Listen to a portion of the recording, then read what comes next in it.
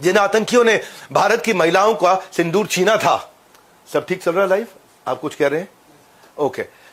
जिन आतंकियों ने भारत की महिलाओं का ये जो सिंदूर छीना था, ऑपरेशन सिंदूर ने समझ लो उन आतंकियों को छीन लिया। ये था ऑपरेशन सिंदूर। और कैसे छीना मैं थोड़ा आपको समझाता हूं। ये केवल मिलिट्री फ्रंट पे नहीं हुआ, ये बहुत दिन से चल रहा था। ये जो पानी रोकने की जो बातचीत है ना, इसके ऊपर आपको एक वीडियो बना के दूंगा बहुत डिटेल में। मैं ये आज की तैयारी नहीं थी, ये तैयारी बहुत पुरानी थी। ऑपरेशन सिंदूर ये केवल एक मिलिट्री वॉर नहीं था, ये एक डिप्लोमेटिक विन था। ऑपरेशन सिंदूर इसको ऐसे समझो कि इंटरनेशनली जब भी कोई कंट्री किसी दूसरी कंट्री पे हमला करती है ना, एक देश ने किसी दूसरे देश पे अटैक किया, उसके देश में जाकर के अटैक किया, तो उसको अग्रेसर माना जाता है। ये एक कॉमन टर्म है जिसको दुनिया भर में माना जाता है, अग्रेसर। इसको मैं आज कह सकता हूं, हालांकि रशिया और इजराइल के साथ हमारे टाइज काफी अच्छे हैं, लेकिन बावजूद उसके मैं दुनिया का नाम लेके बोल सकता हूं कि कई बार रशिया और इजराइल को अग्रेसर माना जाता है, क्योंकि ये दूसरे के देश में जाके अटैक करके आए हैं। भारत भी आज दूसरे के देश में अटैक करके आया, भारत भी आज पाकिस्तान में घुस करके अंदर जाके अटैक करके आया है। लेकिन ये हमारी डीप डिप्लोमेसी है कि आज क्या हुआ, आज पूरी दुनिया में किसी ने हमें अग्रेसर नहीं बोला। ये वो डीप डिप्लोमेसी है जहां पे इजराइल के खिलाफ दुनिया के कितने देश बोले, जहां रशिया के खिलाफ यूक्रेन के टाइम पे दुनिया के कितने देश बोले, पर वो डीप डिप्लोमेसी के पीछे जो एस जयशंकर ने काम किए, जो कॉम्बिनेशन ऑफ स्ट्रैटेजिक इंटेलिजेंस के पीछे अजीत डोवाल ने काम किए, जो डिप्लोमेसी, जो मिलिट्री और जो इकोनॉमिक एक्शंस हुए, उसका क्या असर हुआ। आज पूरी दुनिया में किसी ने भारत को अग्रेसर नहीं बोला। इनफैक्ट इसका दूसरी साइड समझो आप।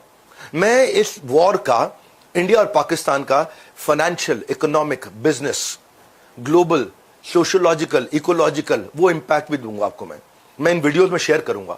ऐसा नहीं है मैं यहां पे खाली इमोशनल वीडियो बनाने आया हूं। इंटरनेशनली आइसोलेट कैसे किया पाकिस्तान को, एक बार समझते हैं कि भारत कैसे निकला है बाहर।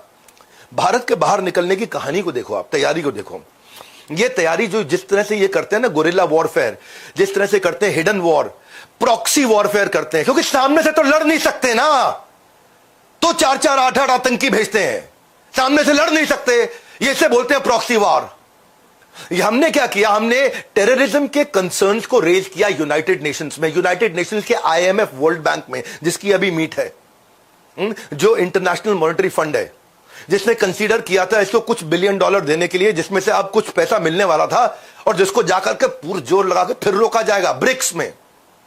ब्रिक्स क्या है? जहां ब्राजील भी है, जहां रशिया भी है, जहां इंडिया भी है, जहां चाइना भी है।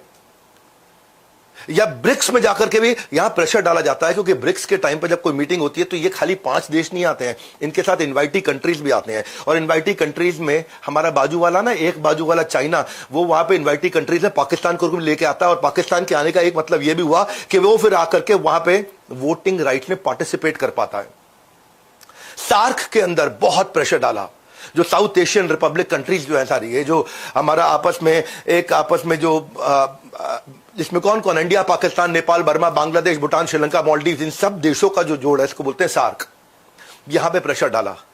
ये प्रेशर खाली ना यहां नहीं है कि मैं तुझे गोली मार दूंगा या छुप छुप के आदमी भेज दिए अपने। ये FATF का प्रेशर बहुत बड़ा है कि जो फाइनेंशियल एक्शन टास्क फोर्स है, ये समझ लो एक ऐसी ऑर्गेनाइजेशन है जो चेक करती है कि किसको पैसा दिया जा सकता है, किसको कर्जा दिया जा सकता है। जो भिखारी कंगाल पाकिस्तान, इसको क्या पैसा दिया जा सकता है।